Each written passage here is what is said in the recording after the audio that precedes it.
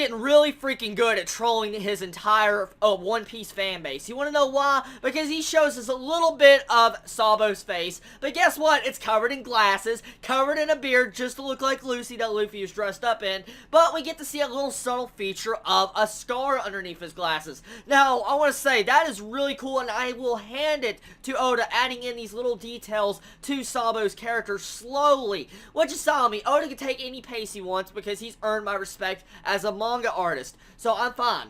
Now, let's talk about this chapter. This chapter finally introduces the final contestants and introduces Diamante, his actual Devil Fruit ability, getting to see how the Coliseum is about to begin fighting for the Mera Mera Fruit. So, what is going to happen and who is going to win the fruit? Now, there's so many different possibilities going on. There's so many theories that people are bringing up and talking about how it would happen, who would win the fruit, is anyone going to win the fruit, so and so. So, let's talk about some certain and few possible theories of who is going to win this fruit of the Mera Mera Fruit. Now, honestly, out of everyone right now in the actual arena fight, the one person I think that deserves it the most is Sabo, because, I mean, he was actually there with Ace and Luffy when he was a kid. So, anyone there, Sabo deserves it. Now, anyone besides that, I'd probably say Bartolomeo, because he would give it to Luffy or Sabo, because he has their best interests in mind.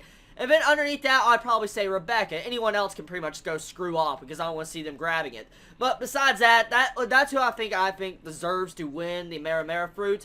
Now, honestly now, what is going to happen in these next couple chapters? I mean, this chapter brings in the Flutter Devil Fruit that Diamante is able to use. Now, supposedly I didn't understand his ability completely. I had to reread the chapter to make sure I understand completely. But whatever he touches turns light as like paper or whatever, and he can lift it up and then slam it again and it can be like freaking crazy strong. I think that's how his power works, but it's really weird, interesting ability, honestly. I'm kind of shocked that this ability has never been in One Piece before, because it seems like a very standard type of Devil Fruit that you would see other enemies have. But really cool, Diamante is a freaking badass. I love the way he looks, I love the way he was drawn, and I will tell you this, Oda knows how to make a character's introduction.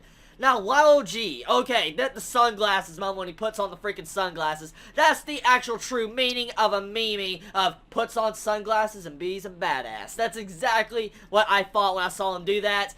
So, really, this chapter had some intensity, it had tension, it had a nice, good little cliffhanger. We got to see different fights going on, chaos, classic Luffy rushing in through the gate to destroy the entire plans of Dolphy. And speaking of Dolphy getting his freaking just plans ruined, underestimating the Straw Hats when he should have never have done that.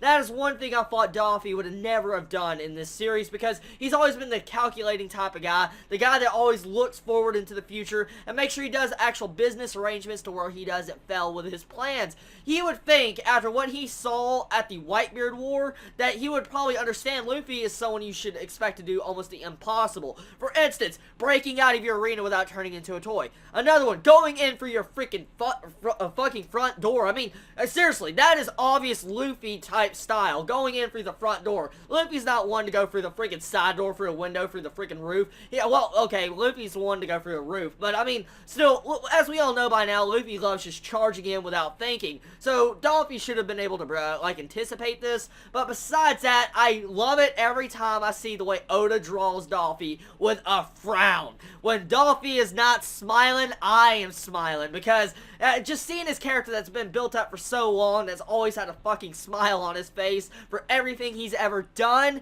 and just to be frowning in this arc so much, it makes me so happy, because he's such a great villain. He's a really good villain, but when you see him unpleasant, when you actually see him royally pissed, it makes you think like, oh my god, he is actually really mad, because it's not an expression we get to see often with him.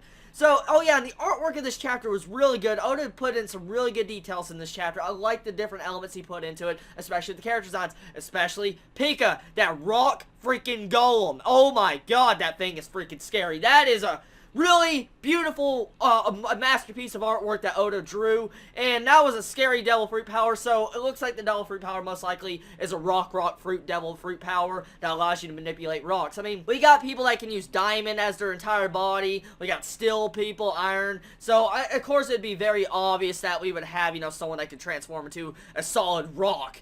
Well, really cool, I like this, but I mean, poor Pika, he actually chose the wrong enemies to probably stand in front of. When you have Zoro and Luffy out there, when probably Zoro, well, we already know Zoro can cut through stone. you pretty much stand no freaking chance, unless he's made of some adamantium armor, I don't know. So, honestly, Pika, I don't see really having much of a chance. He's just going to be there to be as cannon fodder for Luffy and Zoro, or we can have an actual troll moment where Oda decides to troll us with Pika's actual moveset to where he could be like another Blue Note from the original arcs of in this lobby. So, like I said, a lot of guessing going up there, but this chapter was good, and I did enjoy it, and a lot of questions pop up, and a lot of answers a little bit pop up. So, really looking forward to next week. Tell me what you think about this chapter. Y'all wonderful day and not wherever you live. Please be safe. Chibi out.